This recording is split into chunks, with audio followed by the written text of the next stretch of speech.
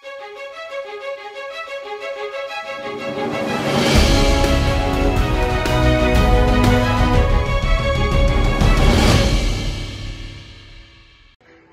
155 години от основаването на Народно читалище Просвета, град Свиленград. Това е време не само за поглед назад, но и повод за гордост от постиженията, които оформят културният облик на града ви. Читалището е било и остава вдъхновител и място за срещи на идеи и таланти, носител на светлината на знанието. Честит празник!